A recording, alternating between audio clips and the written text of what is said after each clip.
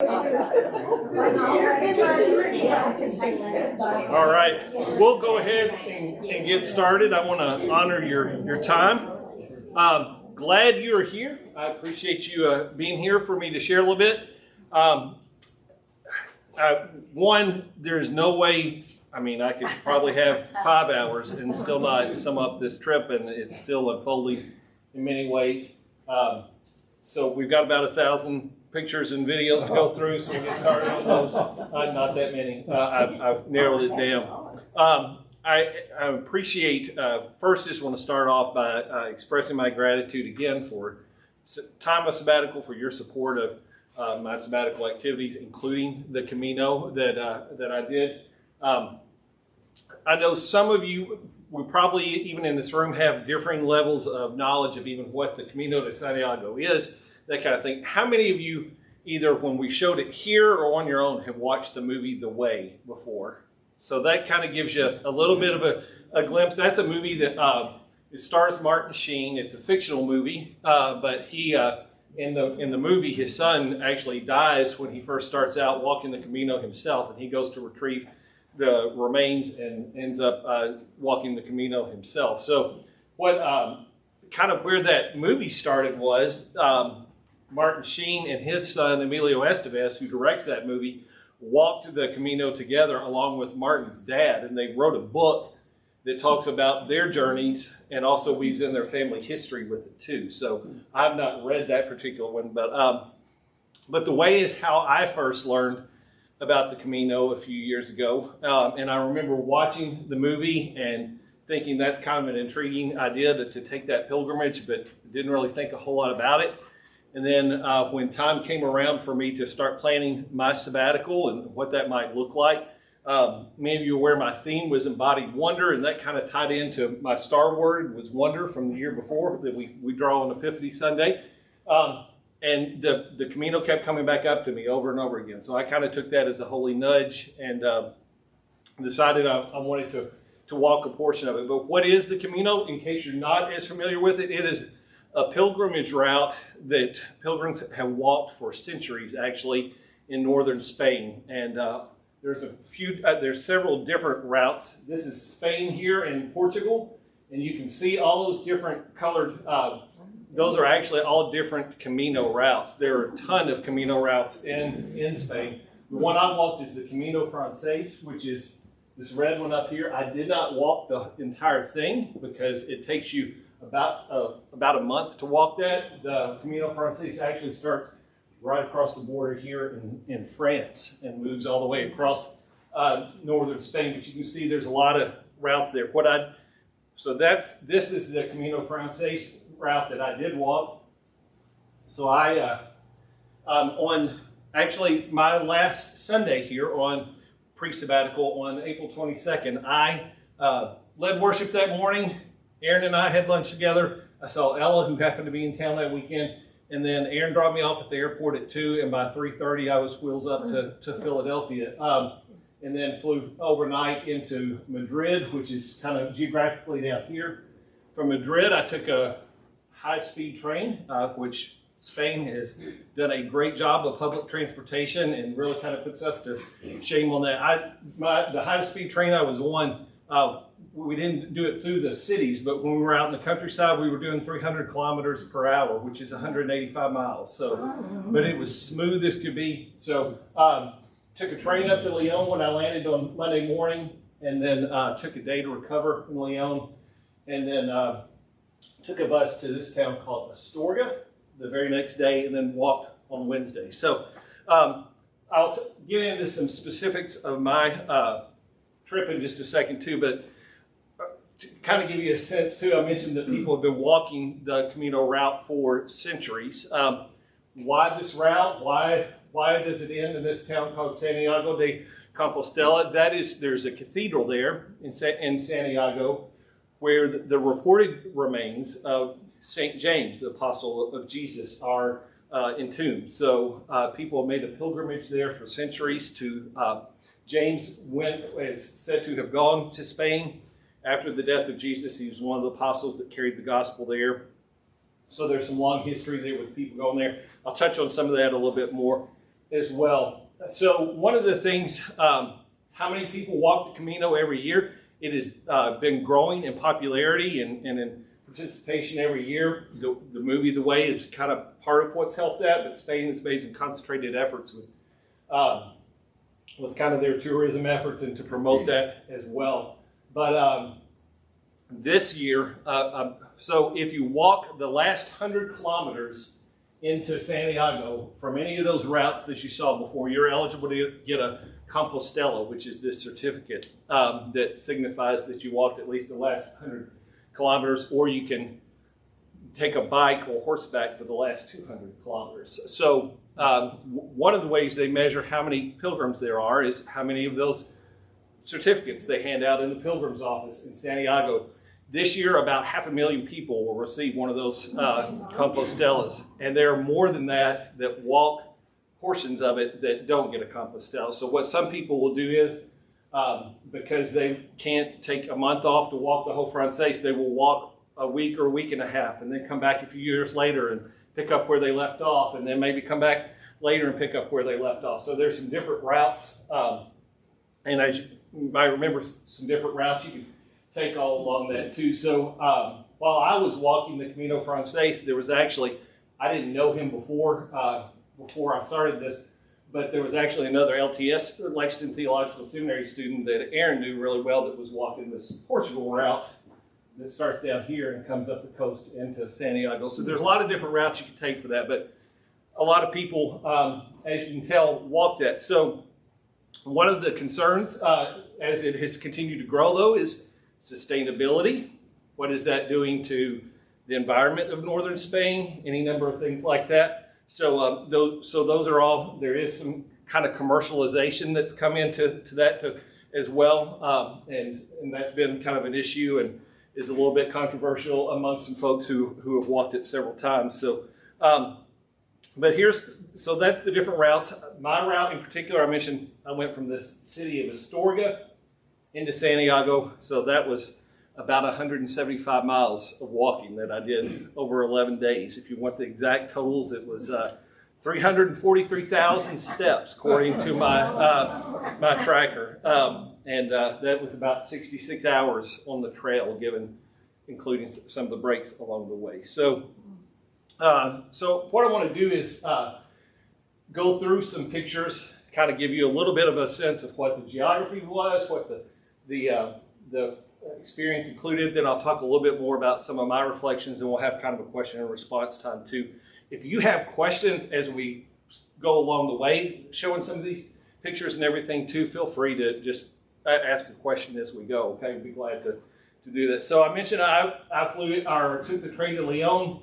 I don't sleep well on planes, so I was running on about 2 hours sleep and trying to get on Spain time as quick as I could. So I was trying to stay awake and walk around Leon. This is a cathedral that was built, started in the mid-13th century and finished in about the mid-15th century. So there's the cathedral in Santiago where you end up.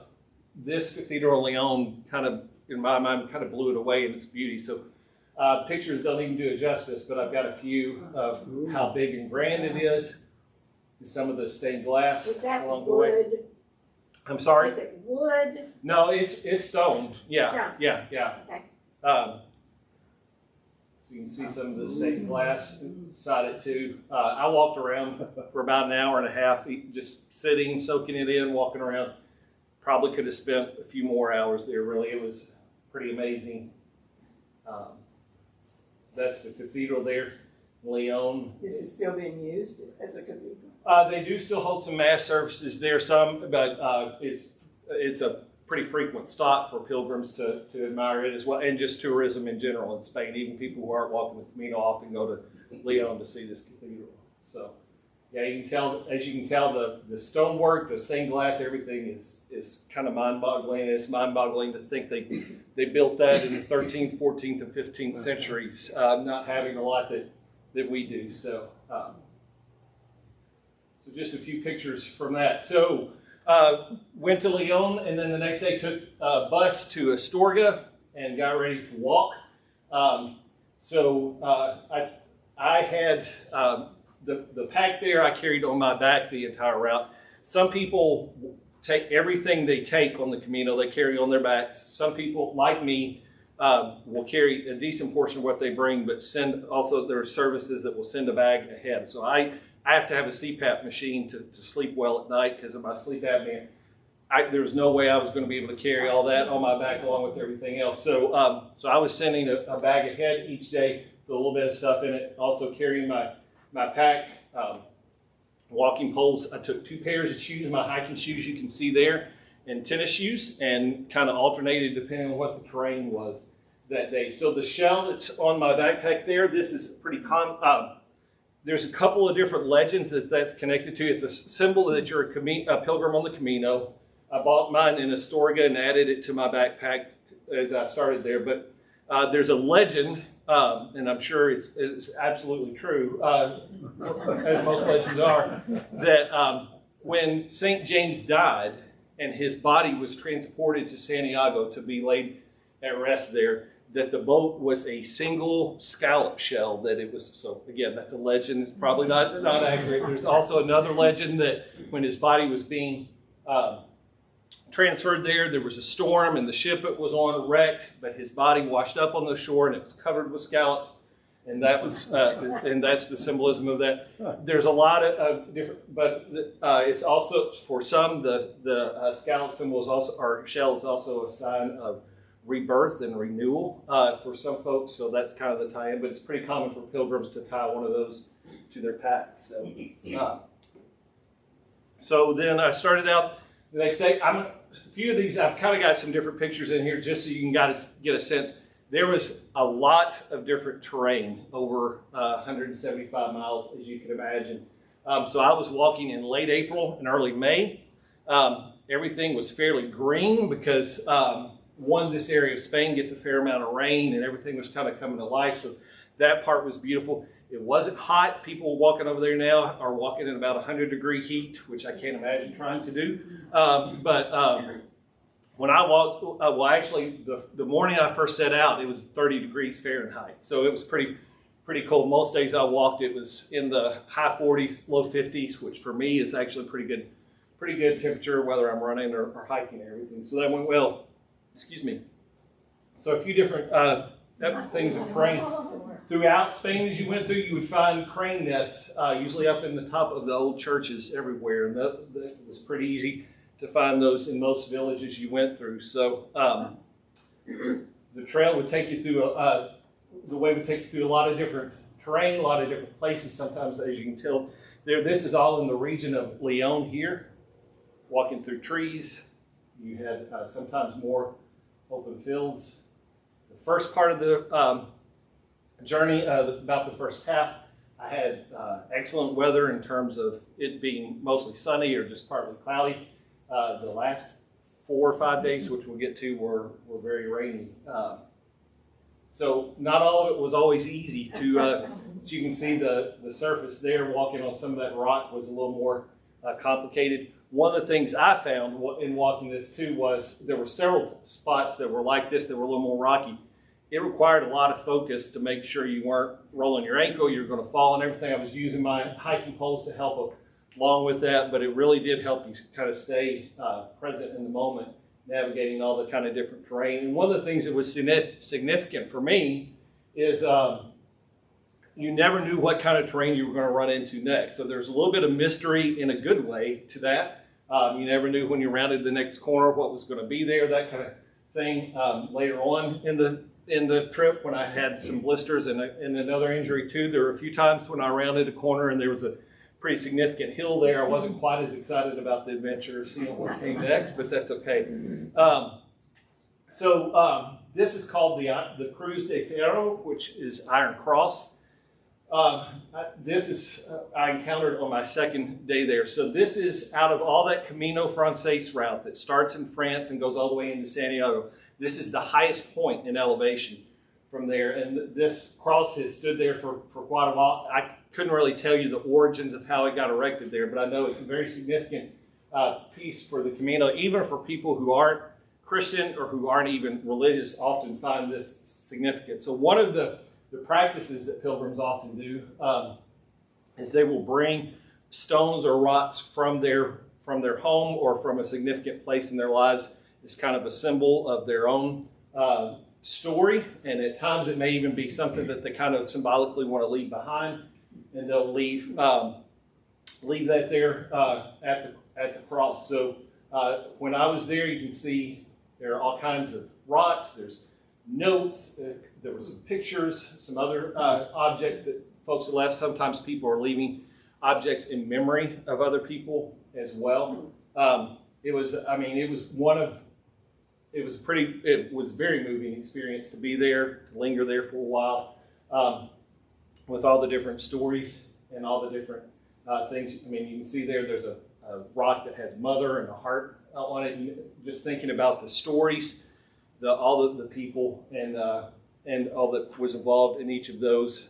This gentleman that here was actually, he had scallop shells with pictures of different people, and was praying a prayer for them and videoing it while I was there, and then laying the shell there, I'm assuming probably to send back to people to know that he had prayed for them. But that one says, I prayed for my family.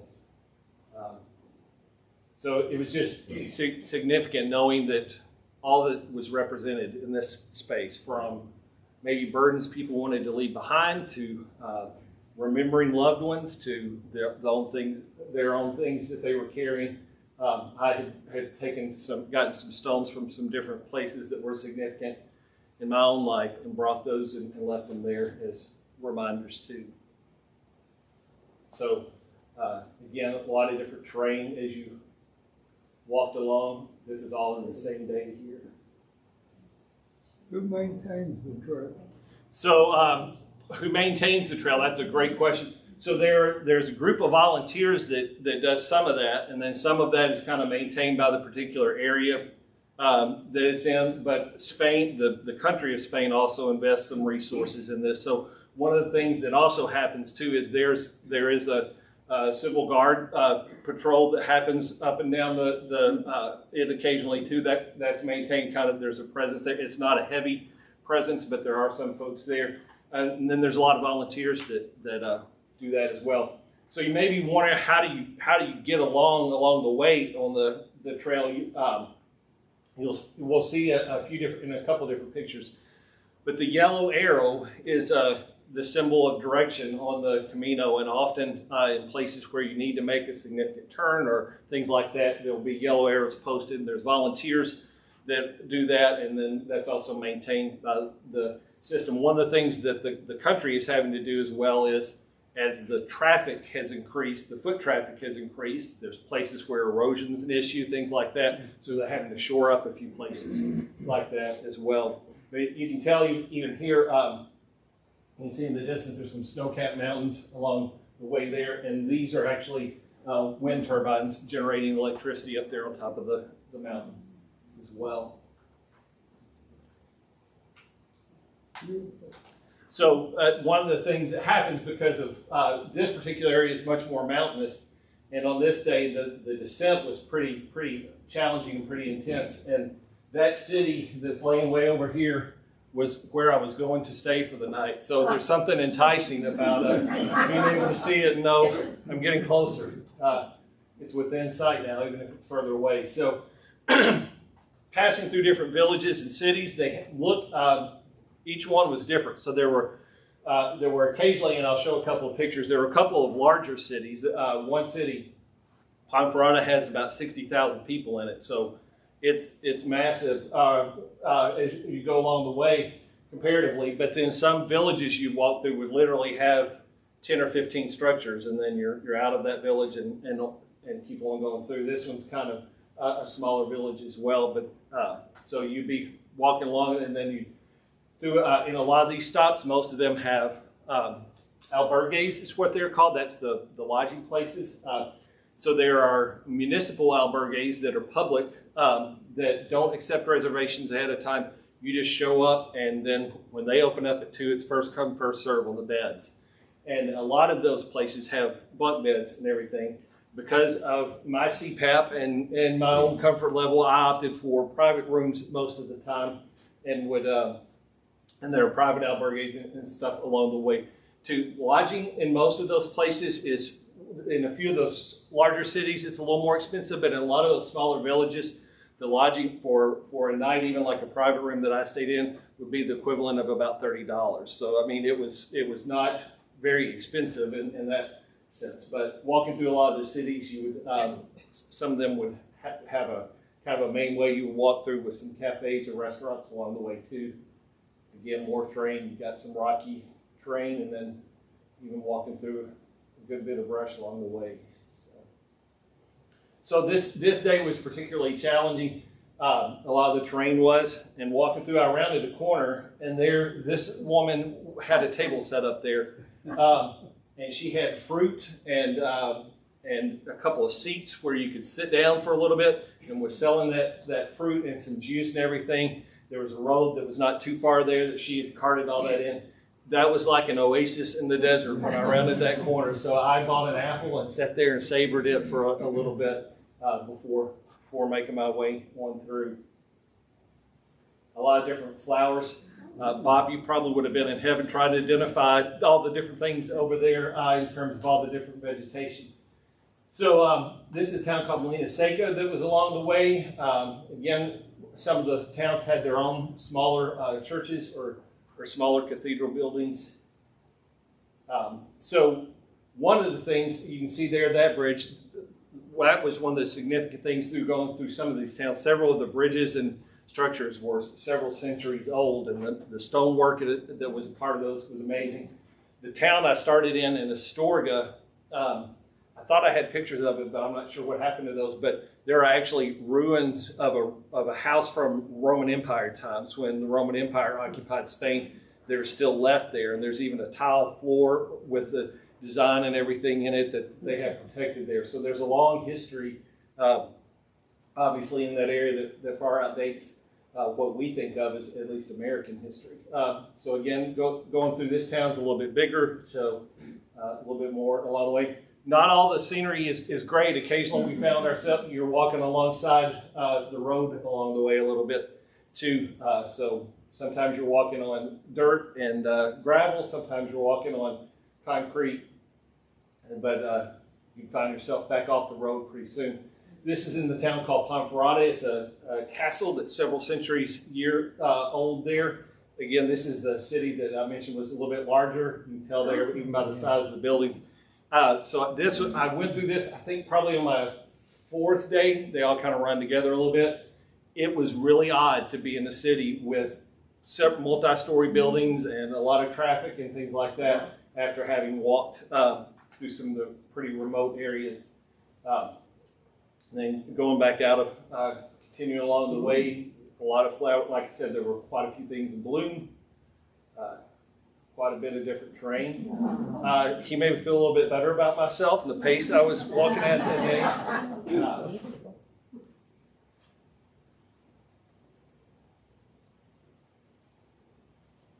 Again, it was not uncommon for a lot of the villages to have at least some type of church building. And then vineyards too. So there's a pretty significant area with a lot of vineyards that we were walking through. As you can tell, the plants were just starting to grow at that point in the early spring. But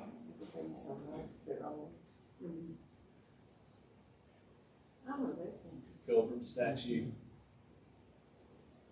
And again, sometimes you were right along the road. So this was a road that there wasn't a lot of traffic on it, and an occasional car would run through, but basically all that's separating us from them is the concrete divider there. On this particular day, though, it kind of also followed along this pretty significant, I don't know if it was a large creek or a small river, but you could hear rushing water the whole way, which made up for a little bit of walking on concrete and having a road on the other side, hearing that constantly. So walking through one of the cities, or one of the small villages with about 15 structures, and I happen to look to my left, and there's this house, which if you're not looking real closely, you may miss. So let me zoom in a little bit on that window on the top. That's what's waiting there. So little creepy. Right. So that doll is waiting. So as soon as I saw that, I picked up my pace to move a little faster to get out there. So I posted in one of the Camino groups about, kind of saw this joking about how scary it was and all that. And somebody posted, well, it's actually been up there for a few years. And back in when we were first kind of emerging from COVID and some pilgrims first started walking the Camino again, they had a mask on that in the window there. So. Did I see that house had one of the yellow arrows on it too? So yes, yeah. It's Oh, yes, really I saw guiding that. you. Uh-huh. You're not gonna get lost. Probably not. Yeah. Okay. There's a story that'll go with that. Yeah, that I'll tell a little bit. But yeah, you found that. I mean, there were plenty of places where you just kept walking. So I will say this. So especially the first 6 days I walked, I was not at I was walking it at a time that's not super busy on the Camino. So there would be some days where I couldn't see a pilgrim in front or behind me for a good part of the day. It had a fair amount of solitude. And those that I did encounter, I think it was day 5 before I encountered somebody who seemed to be a native English speaker. So I heard all kinds of different languages along the way. Part of that probably had a little bit to do with the time of year I was walking. Being in late April and early May, a lot of American tourists probably aren't over in Spain just yet, or American pilgrims. But so yeah, it was a lot lighter in those the last 5 days, and I'll touch on that in a little bit. The crowds picked up a little bit, so sometimes you could kind of follow whoever was in front of you and hope they knew what they were doing too. But yeah, and some of the houses would have the yellow arrows along the way to kind of. And that was always good when you saw it was a kind of confirmation of, I didn't take the wrong turn anywhere back there.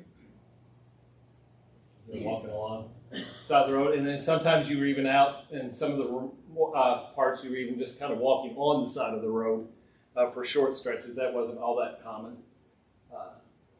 And of course, animals along the way too.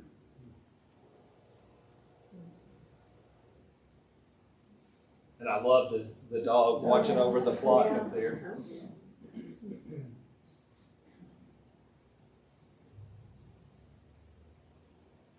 So one of the hardest climbs is to a town called Osabrero.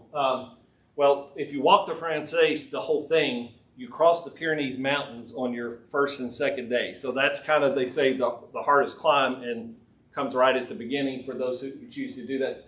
The second hardest climb is walking up to this town called Osabrero, which is another high point along the way. I timed my stop so that I ended my day the day before that, right kind of at the base of where that ascent begins, not wanting to take it at the end of the day when I was tired already.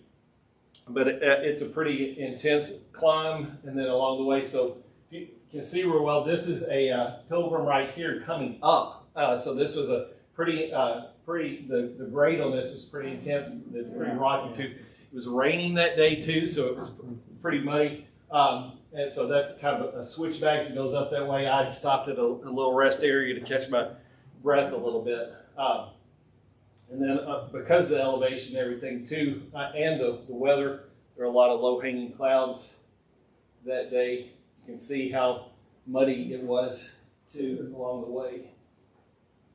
Your feet get heavier and heavier. A little bit, yeah. And then as you can see here too, there you can see a little bit of snow showing up in some of the areas as you made that ascent and got higher and higher. But as I mentioned too, pictures really don't do justice how green this was. Between it being spring and having just rain, some of it almost had a kind of a glow to it. So got to the point where this is crossing out of the Leon region into Galicia region. That's there are 2 different regions in northern Spain there, and that was a marker along the way to let you know you were crossing into that section. So this is continuing. All this is continuing that walk up to that town of Osabrero that, as you can tell.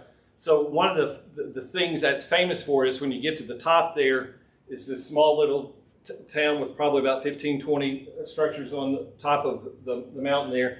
And the views are just spectacular, except it was misty like this. So when I got up there, it was nothing but fog. But this is all coming into the town there. Then that's part of the town of El Sombrero at the top of that mountain. We're walking through it.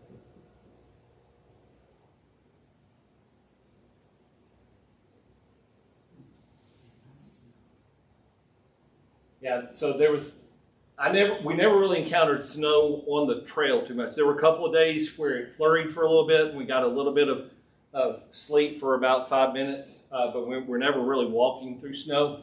There are people that walk the Camino even in December and January and are walking through several inches. They're braver than I am. So this is one of the little signs I mentioned. Along the way, there those concrete markers that are put up that will have the arrow.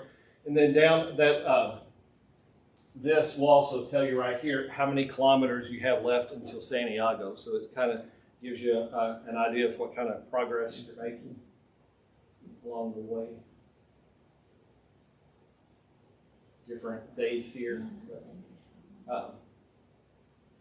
Yeah, during this stretch, it was my time was affected a little bit because I would walk for a little bit and then just need to stop and just take it all in for a little bit. It was kind of amazing, and walking in solitude gave a lot of time for reflection too. So coming in through here, pretty muddy as you can tell. Sometimes you walked on good earth, and then sometimes it was pretty muddy trying to walk through there. So one of the things that impressed me quite a bit was, as I was walking, there was a family with that had 4 kids with them, including one in that kind of hiking stroller there. So when I show you, go back up here. When I show you that kind of terrain, they were plowing that hiking stroller through that. It was impressive, and there were spots that they were having to kind of lift it up and get it over and everything. But they were making their way there too. I ran into them a few different times. I wasn't sure if they were walking the whole thing or walking portions, and then because they had some, as you can tell, some pretty little kids with them.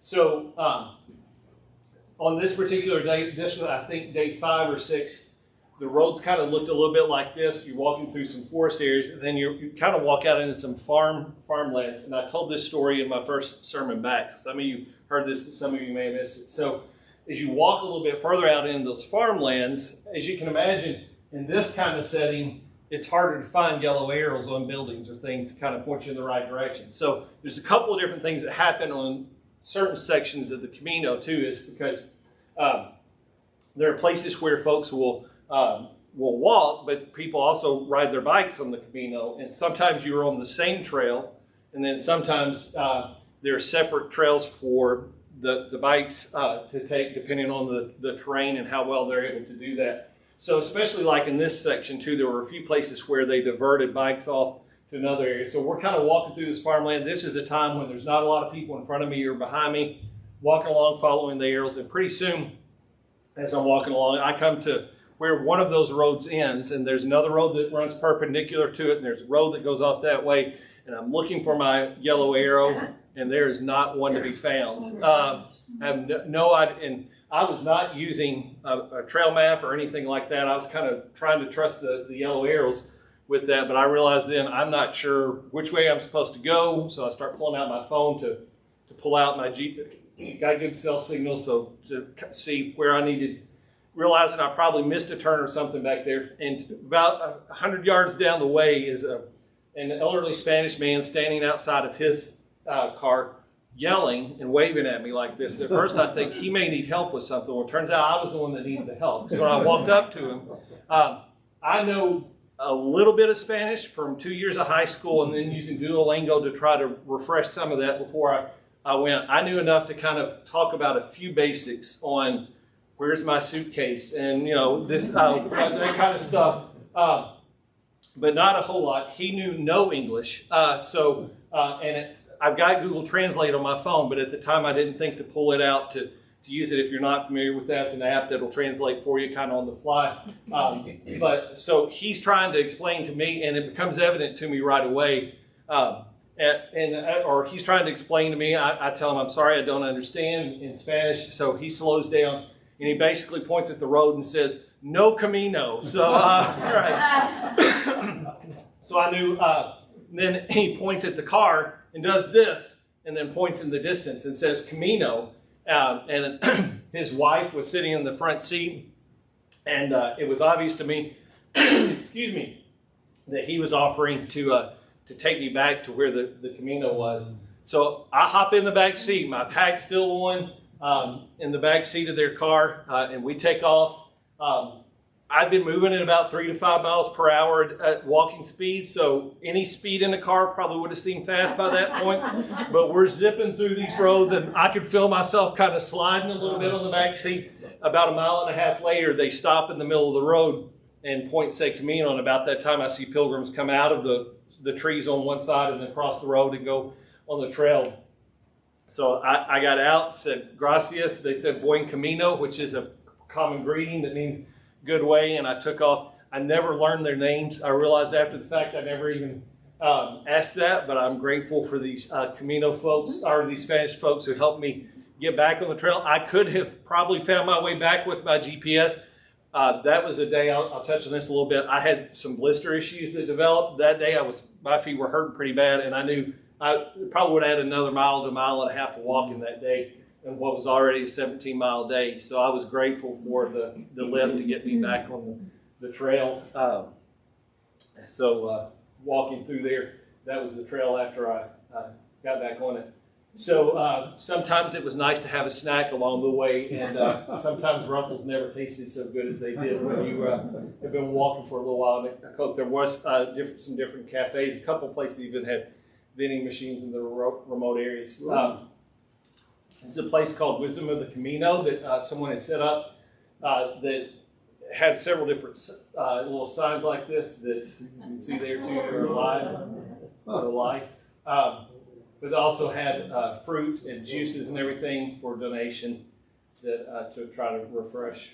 Did bananas grow there, or had they brought those in? You know, I'm not 100% sure, and I'm not sure with that time of the year either. Yeah. So when you got to Sarria is basically a 5-day walk from Santiago, and it is I mentioned earlier, you have to walk at least 100 kilometers to get one of those, the Compostela, the certificate. Sarria is the town that's just over the 100-kilometer line. So a lot of people that only walk the 100 kilometers for a number of reasons. There are some people on the Camino that are a little bit of a snob about that and say, you know, these people are cheating and that kind of thing. That kind of misses the whole point. There's a lot of people that don't have time to do the whole thing. Some people that may have some limitations of different sorts that keeps them from doing the whole thing. But at Sarria, the crowd picks up quite a bit. So as you can imagine, including their Spanish, there are groups of Spanish school children who will start in Sarria and walk it too. So that day when I got, there was a much different feel. You know, I mentioned there was a fair amount of solitude in the first part. That day in Sarria, there was quite a bit of a crowd. I mean, you couldn't walk without people being in front or behind you. I mentioned there are some pilgrims that kind of resent that a little bit, see that as cheating or whatever. For me, it was exciting to be among people who were starting their Camino. You could see the expression on their face. You could see the excitement, a little bit of nervousness and everything. It was neat to be a part of that. And in the midst of that. So a few more, I'll speed up through my pictures here a little bit, but a few more pictures of some of the scenery did start to get, especially the last couple of days as you got close to Santiago, you're closer to the larger city. It's not quite as scenic as it was in some of the other areas of Spain, but still, northern Spain's beautiful and a lot of different beauty. So this region is called Galicia, and it is known for the rain. You're kind of in northwestern Spain, so you're getting a lot of moisture coming off the ocean as well. So it's not uncommon at all for it to rain. It rained the last 5 days, sometimes all day long. You can see folks. So there are a few folks that do the Camino with the dog as well. Most of them are on leashes. This one wasn't, and it was just, those little feet were just going, keeping up with its people. It was impressive. Right, yeah, that's right, yeah. Its steps, there's no telling how many. These structures are Herreros, they're actually grain storage structures that were made that they would store grain in it. And this is actually kind of an open brick on the side there to allow some air to pass through, and that would allow, it would keep the keep rain out, but it would also allow, if there was moisture in there, for it to dry out. It kept it free from vermin and everything. There were some of those that weren't in great shape that I would see throughout too, and I kind of wondered, why are these that are real run down all over the place everywhere? It wasn't until after I got into Santiago I learned actually there's a law that prohibits you from moving or tearing these down, so those are left wherever they are. Some of these stone fences reminded me a little bit of right here in the bluegrass, some of our horse pastures along the way too. So that's the 100-kilometer mark, knowing you're getting a lot closer. Pretty steep descent down into a town called Ponferrada. So you cross this bridge into the town, and then you stayed up there, and then of course what every pilgrim wants to see toward the end when they're about at the city for them to stop is a huge flight of stairs to have to navigate and get up into the city.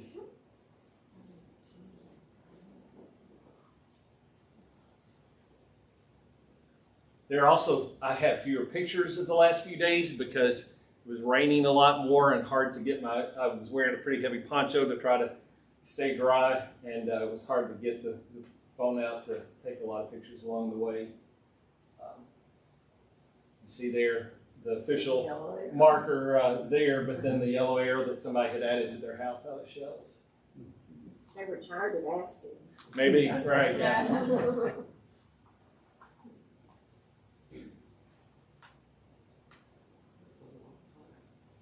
So you can probably see on this, these are a bunch of different flower pots that are all in shoes, hiking shoes, tennis shoes and everything. Someone had that on their front porch walking along the way, and made for an interesting piece. There's a couple of bicyclists along the way. Sometimes bicyclists are great about ringing a bell and everything to let you know they're behind you. Sometimes they're just right up on you quick, and so it made for some interesting passes at times when the trail was a little narrow. So it was really muddy that day. It rained quite a bit, and that was a section that we were just kind of walking through 2 or 3 inches of muck, and there was really no way around it. And that's what your shoes look like after you've walked through that. This is from my last day. It was raining quite a bit that day. And that led to, you can see a lot of standing water. So there were several places on the trail that day where there was just 2 or 3 inches of water flowing down the trail because it had rained for several days, so the ground was saturated, and everybody kind of pitched in to help each other along the way, avoid falling in the mud quite a bit, but it made for pretty rough terrain. So entering into Santiago, that's a marker to say you're walking into the city. This was, I knew it was just a few kilometers away from the cathedral at that point. So you've been walking through all these remote areas. You've been, I've walked through a couple of smaller cities, but then when you get to Santiago, right beyond this, that's the Santiago airport, and you walk right beside it. So this is the little tower at the end of the runway. On the other side of this is the runway. So as we're walking through there, you're hearing jets cranking up their engines ready for takeoff. It was really odd to experience that after having been walking out with a lot of peace and a lot of seclusion for a few days, and then walking into Santiago. So when you get close to it's fairly well marked. I mentioned those yellow arrows. Until you get within about the last 4 or 5, or actually probably the last 2 or 3 kilometers and walking through town, and then there are hardly any yellow arrows anywhere. So you're just kind of following the rest of the pilgrims, again, hoping they know where they're going. So on my 8th day of walking, I injured my left leg. I'm pretty sure it was tendonitis, an issue that pops up because of the long distance and everything. So the last 3 days, I kind of limped along a little bit. The last day, had flared up badly. In fact, some of you remember my first year here, I had a stress fracture in my leg and had to be on a scooter and all that. I was afraid I had another stress fracture, but I was also determined I wasn't going to stop walking until I got to the cathedral. So I was hobbling that day quite a bit, walking through town. I probably said a few words that aren't fit for the pulpit that day as much as I was hurting along the way too. But when we got close walking through town and everything, so one of the traditions that happens is when you get to the cathedral there, it's a tradition for folks coming in from the Camino Francés route. There's someone there playing bagpipes as they arrive. I can't tell you where that started, but I'm limping along through the town, and I heard the bagpipes playing. And when I heard that sound, one, I knew it was close, and the adrenaline hit, and the pain in my leg went away, and this was it.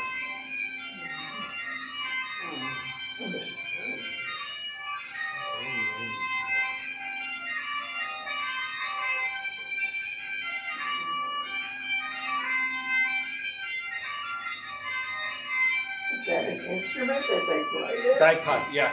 Oh, Yeah, he's playing the bagpipe, yeah.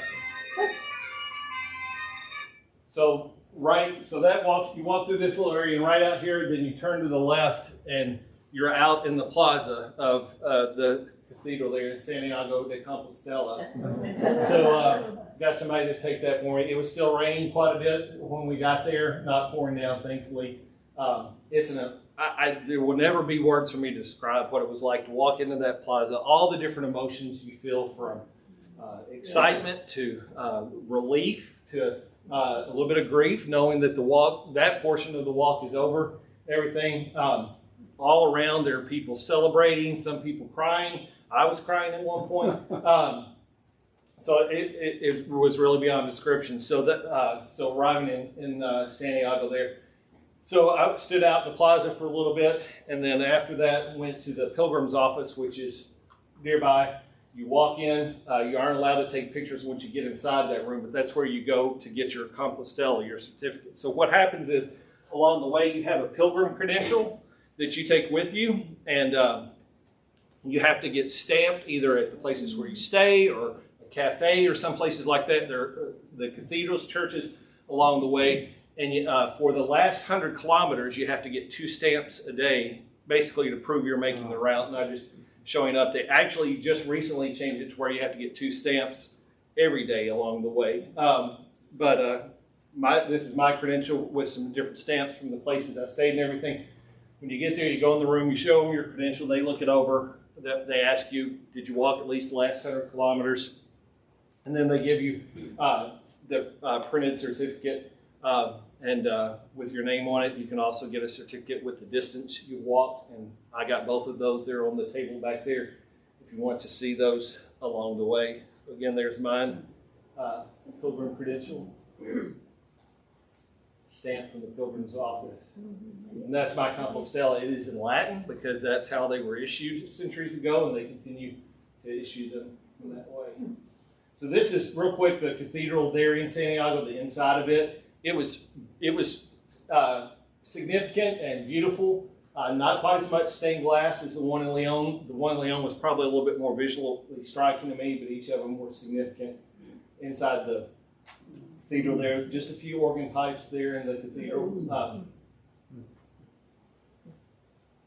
And then that was the chancel where they did Mass. I attended Mass that day. The one I attended was all in Spanish, so picked up about 1 out of every 10 words or so, but that was okay.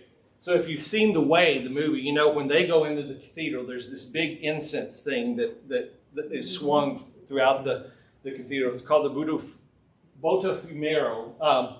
When I was there, actually they had to take it down and do some restructuring of the support system up there, so it wasn't flying at that point.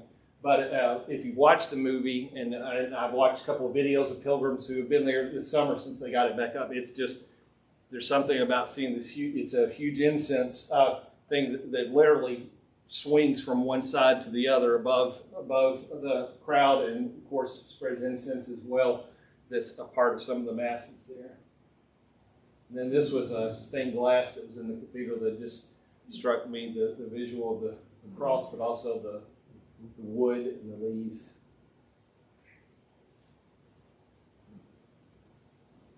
And then this is, you enter in, so underneath that chancel, So this is the chancel where they lead worship. Right behind here, you actually enter in underneath here, and the reported remains of St. James are down in there. So you enter in, and then it's protected by a gate that you can see as you walk by. So, and then so I arrived there on a Saturday, and then took Sunday to rest and recover and try to let my legs heal and rest a little bit. Then Monday I took you can actually walk on to the coast of Spain. It takes usually about 3 days to walk it if you do that. There's a town called Finisterre, which means ends of the earth, and it was called that because back in Roman times, that's what they thought was the end of the earth. You walked and it was ocean. So, and then there's another town called Murcia. If you watch The Way, it closes with Martin Sheen's character spreading the last ashes of his son out into the ocean, and that's where that happened. So just briefly, a few pictures of that too. It was very weird getting on a bus and traveling at the speed of that instead of walking along the way. The Spanish coast was beautiful too. So one of the things that happened in Finisterre too was when centuries ago, when people would walk, they would often burn their clothes when they got there. And some people thought that was kind of the symbol of, trying to leave their old life behind or whatever. Some people just say, no, in those days, people weren't bathing like they do now, and everybody just stunk when they got to that point. You did not want to wear those clothes again after that point. But there are, along that fence in Finisterre, there are pilgrims that still leave a lot of stuff along the way. I wouldn't want to be the one to have to clear that every now and then. So, and that's a 0 kilometer marker there at the end of the way. And then that's in Murcia. That's where Martin Sheen spreads the ashes in the last of that movement. So, a lot, not 1,000 pictures, but still a lot, maybe a little bit more than you anticipated. But you can tell a lot of different terrain along the way. So, just a few reflections, and then if you have some questions too. So the Camino's an experience I'll continue to unpack. Some people talk about how when you end your walk, that's only half, the Camino's only half over at that point, is how some pilgrims express it. So it's one I think I'll continue to unpack for years, but it did definitely deepen my senses of embodiment and wonder and gratitude along the way. And you may have heard some people use the phrase before of different places on earth being a thin place, where kind of the separation between this world and all that's holy and all that's divine is a little bit thinner. The Camino is one of those places. There's something significant about walking a route that thousands and thousands and thousands and thousands of people through the centuries have walked and laughed and cried and prayed and cried out and sweat and bled and all that along the way, and being a part of something that has that kind of permanence through the centuries, and then also is bathed and all that. That was extremely significant for me as well. Also, too, life in your surroundings your experience much differently when you're doing. I'm at about 3 miles per hour all day long. That was a good thing. There's a lot of solitude during my particular walk. If you've watched that movie, The Way, he kind of befriends some people early on, and they kind of form a group. I mentioned there weren't a whole lot of English speakers the earlier part of mine, so most of my walk was done in solitude, and that was actually okay. I welcome that. This was a good start. I mentioned that I led worship and then was on the plane.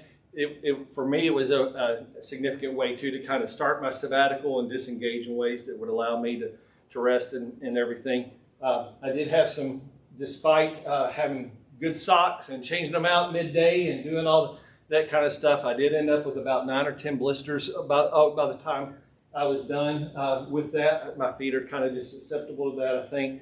But there was something holy and embodied. Every morning it took me about 10 minutes to bandage up my feet and to get them ready for the day and everything. But there was something holy and embodied about doing that even too. So those are just a few reflections. Maybe anyone have any questions? So you were walking like 8 hours a day? Usually probably closer to 6 to 7, depending on the day. I tended not to, and this probably didn't help my blisters and my leg injury. I didn't take as many breaks as I should have. It was easy to kind of say, well, and there were a couple days too when rain was supposed to move in late in the day and you're trying to maybe get there before it hits. But yeah, usually about my shortest days, I think my shortest day might have been about 12 miles and was about 4.5 hours out on the trail. So, but normally I was walking about 15 to 17 miles a day. As you're walking and you're in solitude, I know you're kind of taking things in and Yeah. enjoying all that. I know you listen to music Right. a lot. I didn't know, I don't want to get too personal or anything, but do you like have any sort of meditation or prayer type stuff you do as you walk? Right. It varied from day to day. So I was 66 hours on the trail, as you can imagine. That's a lot of time. So yeah, I did listen to music a little bit. I would start each day really with a couple of hours of no music, just listening to the world around me, praying, reflecting. There were sometimes I would spend part of that praying for just needs of people I knew that came to mind. Some of you, some of my family, some other things along the way. Sometimes it was just kind of reflecting on my life a little bit. Sometimes I would use kind of a centering prayer, a phrase that you repeat over and over to kind of center your heart. I would use that a little bit as I walked. And sometimes I was listening to the sound of my breath and my footfalls, and that was prayer in and of itself too. What do you do for lunch? Right. So good question. Food, right? Some of you know I'm a pretty picky eater, and so that was an interesting part of the trip. So pizza was pretty common to find. Sometimes in cafe you could tell it was kind of they had pulled it out of the freezer and warmed it up and everything. When I was in that bigger town of Ponferrada, I ended up having Domino's actually because it was there, which was a little bit too. So I mentioned that I had to send a bag ahead anyway with my CPAP machine. So I packed some peanut butter and a few and a couple other things in there to kind of have as a backup too. So, but also kind of snacked along the way. It was not uncommon actually for me to walk the whole way and just snack a little bit along the way and then eat once I got to my destination instead of trying to stop and eat along the way. I had a couple different hamburgers. One of which I don't think was entirely beef. It was kind of an interesting mixture, and it kind of came out looking a little bit like maybe it hadn't been cooked all the way, but I double-checked, and it had been. It was just the nature of the meat it was. So after that, I was like, maybe we'll hold off on hamburgers for a while. But when I was in Santiago, after I'd gone to the cathedral, had all these emotional experiences, I'm walking to the hotel. I'm going to stay there, and there's a Burger King there, and I stopped in and was like, okay. And then as I'm sitting there eating my Burger King too, I look, and two tables over from me is this young man, probably in his early 20s, who's wearing a Campbellsville University shirt, which, if you don't know, is a university in Campbellsville, Kentucky. So I asked him, I said, "Are you from there?" What? He said, "I just bought this from a thrift store. I don't know where." So I was like, "Oh, okay, sorry." Right. Yeah, that's from my home state. So yeah. Any other questions? Did you never want to walk again, or have you kept any practice of walking? I've tried to walk quite a bit since then too. It's harder to find time. I mean, I will walk a lot of steps either in our neighborhood or sometimes here hopefully I don't wear out the carpet, but I'll walk laps around the sanctuary a little bit while I'm sometimes answering some emails on my phone or things like that too. But I've tried to walk outside a little bit more too, make that a practice. When I first got back, we had a couple other travel trips after that were part of Sabbatical. Then I kind of laid low for about a week or a week and a half to let my legs heal a little bit, but definitely have re-experienced how embodied that is and how that opens you up to reflection and prayer. Yeah. Is all your photography on a phone, or did you have a? No, all this was on my phone. Yeah. There are a handful of people that will still carry nicer cameras, but most folks just use their phone because of space and weight limitations. What is the significance of Santiago that it's believed that James was brought there to be buried? So basically just that's the legend of now. Right now, historical records show that he did some preaching and that kind of thing in Spain, including in that general region. And then, but some of that is kind of tied to legend a little bit too. Maybe he walked there and just didn't make it. Yeah. Were there things, Chris, that you wish you had taken along that you, if you were to repeat the journey, that you would take? Were there things I wish I would, or that I wish I had or would take if I repeated the journey? Not really. There are probably a few things I might leave behind that I took that I thought I might need that I didn't along the way, and that's not uncommon. I would do this again in a heartbeat. So if you'd asked me that day after I ended it, maybe I might have had a different answer as my legs were hurting. But yeah, I would do it in a heartbeat. Absolutely. Would you do a different one, a different path? Right. So there are some of the other paths I might want to take, or walking part of the Camino Francés that I didn't walk before, but I would even do the same route again. So. Would you take someone with you? Yes and no. So I would be open to both. Actually, there was something about the solitude of doing it alone, but there were also times when having someone else to share that experience with would have been significant too. So yeah. Aaron loves me dearly, but has no desire to walk this, which is okay, because I completely understand. There are things she loves that I don't as well. So she's talked about if we ever go back and do it again, she'll wait for me in Santiago for me to get there. So, right. She can be there to take your picture. Right. What would you have left behind? You said you would leave. So there were a few just extra supplies that I took along the way that I ended up not needing. Part of that was the nature of me staying in some private rooms too, but I probably could have done with one less set of clothes. Laundry most days was washing it in the sink and hanging it up on a camping line to dry. It's not uncommon, including for me, you'll see a pilgrim walking down along the trail with their wool socks pinned to their backpack because they didn't dry completely overnight.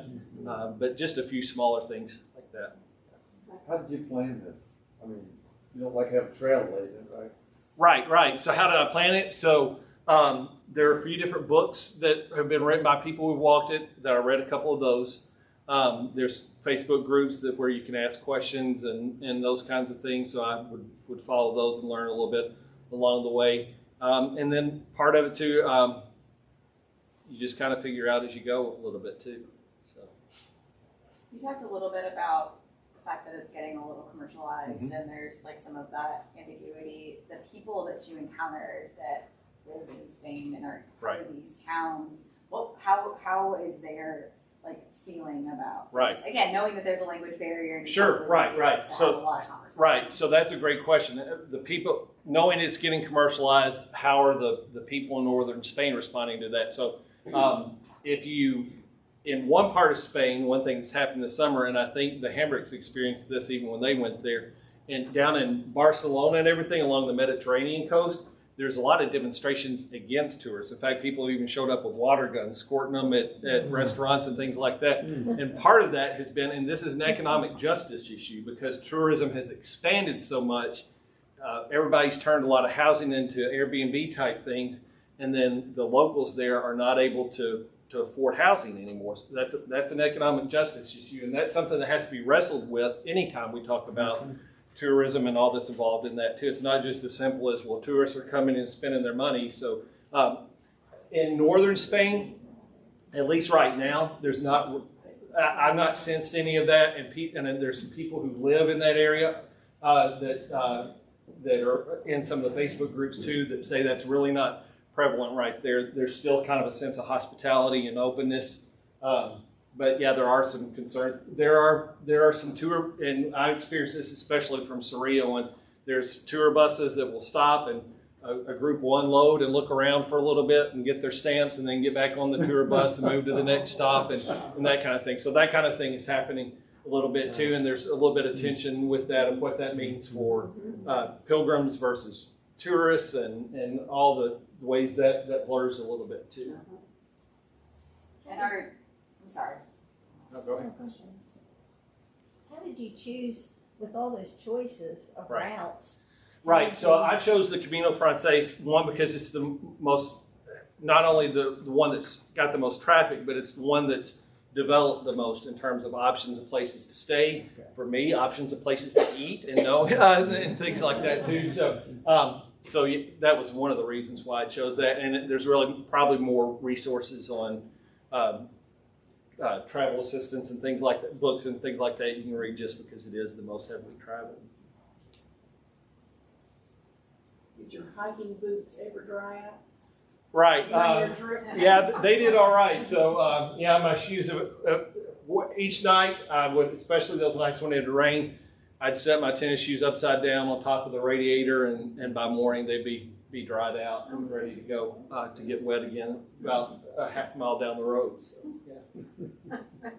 Did they have porta potties along the way? Did they have porta potties along the way? Great question. So, no, they do not. So, each village will have its, I mentioned the villages normally would have some type of cafe or whatever. It's kind of common courtesy that you buy something before you use the facilities. Occasionally, pilgrims won't do that, and they're sometimes not always, the owner of the establishment may have a few words for them on the way out or whatever. This is one of the sustainability issue with that too is because you're walking along the way when nature calls, sometimes nature calls. Everybody knows you carry some toilet paper with you just in case. There are a couple times when you might have to stop along the side of the road, and this is part of the kind of gross sustainability part of it. You're supposed to leave no trace, but you would stop in some secluded place to kind of find a spot that evidently everybody else had, and there would be people left toilet paper just all over the ground, which was gross and is an issue. As you can imagine, there are people who live in this area. There's animals that live there. This is a part of being steward of the land. So that was kind of a reality that they're dealing with, and as numbers increase, that's becoming more and more common too, unfortunately. So, any other questions? Do you have a sense of learning something that I'm thinking of that deep kind of a learning, and Right. that is a big question that may be one of those processing over years, Mhm. but you learn something? Right, that's a great question. And for some people, the Camino ends up being, they have this great big epiphany about their lives or that kind of thing. Some people don't. For me, I think, one, it was significant, I think, for me to start my sabbatical time with the Camino because it allowed me to kind of disengage in some good, healthy ways for me to kind of be present in my sabbatical.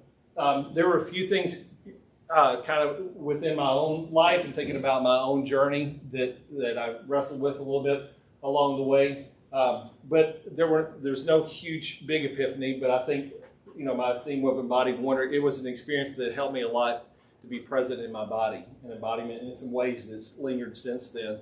And the wonder aspect of that too was significant and something I've carried with me and tried to see the world a little bit differently as a result of that. Yeah.